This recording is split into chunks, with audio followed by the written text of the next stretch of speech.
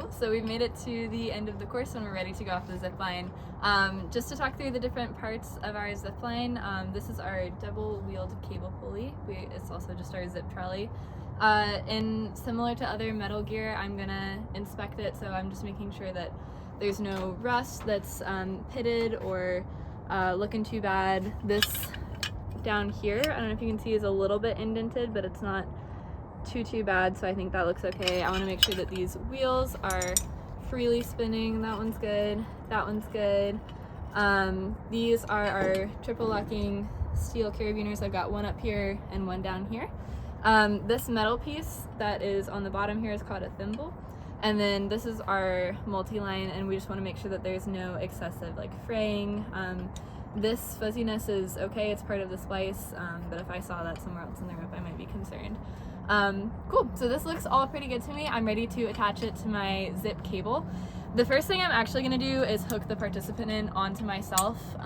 This is just so if I accidentally let it go at some point, it's less likely to get away from me. So I'm going to just clip that onto my belay loop. And the way that I'm going to clip this on is literally just by sliding the zip trolley over the top of the cable. The only thing that's hanging onto this is my hand, so I just want to be extra mindful of that. And there's also this arrow that you can see on it. This is our direction of travel, so I want to make sure that this is pointing that way. And I'm going to go ahead and open my carabiner so I can just throw it in there really quick. So I'm going to just pop it over the top of the cable, carabiner in, and if I let go on accident, it's not going anywhere because it's clipped to me. While if I set this up at the beginning of the program, I might clip it onto this cable up here just for storage while we're waiting to start our zip line. So that's kind of all you need to know for setup from up top, and now we will look at a participant. Now we are ready to send our participant down the zip line. So there's a couple things that I want to do before I start getting him situated on the zip line. And you can have a bunch of people do this all together if you have a lot of people waiting for the zip line, but I'm going to go ahead and make his lobster claws all the way long, just so he has a lot of room to be able to sit down and I can take these off without struggling. And another thing that you can do is have them push their girth hitch off to the side of their belay loop. We're wearing staff harnesses right now, so we have these nice big belay loops, but it can get pretty cramped on our participant ones, so we just want to make sure we have room for that. Cool. So my participant's going to go ahead and take a seat. I usually tell people that they can grab onto the wooden beam for support. If it's a kid, sometimes I'll tell them grab my leg. And I have a little bit of a spiel that I'm going to go through with each participant. So Scotty, I have 3 rules for you going down the zip line. Okay. The first one is that I'm going to have you sit and slide off, don't jump off.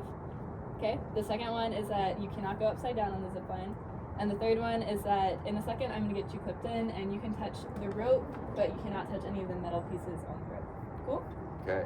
Awesome. So now I'm going to go ahead and clear the zip line. So there's a staff on the ground and our commands are going to be zip clear and they'll say clear. If we're running both of our zip lines, we'll assign a number value to them. So usually from your view, the one on the left is zip 1 and the one on the right is zip 2.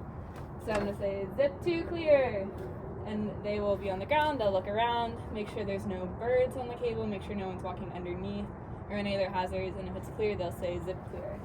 I'm going to go ahead and get Scotty clipped in. So I'm going to put the zip line right into his belay loop. I like to scrape away from him with the carabiner so that gate is nice and accessible for the staff down on the ground. And then, Scotty, in a second, I'm going to go ahead and take you off of your lobster claws and we're going to send you down the zip line. Before you're ready to go, I'm going to have you shout zipping. Okay. Once you hear zip away from the person on the ground, you can go. Sound good? Okay. Awesome. Here comes your lobster claws. So I'm going to go ahead and pull these off. And then, just like earlier, we're going to have them put it around them like a sash. So over one arm, under the other. If you will grab this for me and just clip it back onto your belay loop or the blue or green lanyard is totally fine. Sometimes it's better to have them clip it into the lanyard because it keeps the belay loop nice and free. So here comes your second one. You're totally on the zip line now. Okay. Sweet. And then when he's ready, he'll shout zipping, and once you hear zip away, you can go. Okay. Zipping!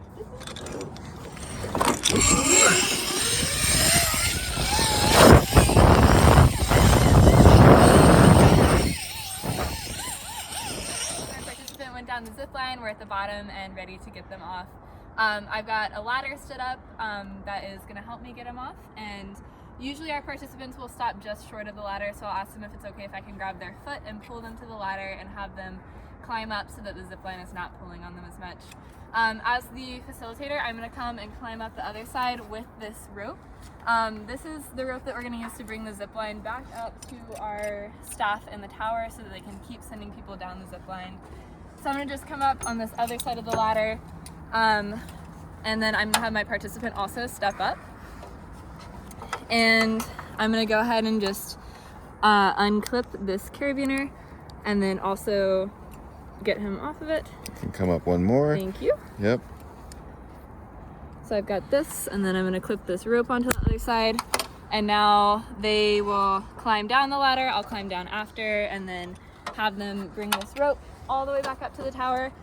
The facilitator in the tower will unclip the rope and then drop it back down. The same participant will bring the rope back to you, and then they are good to take their gear off.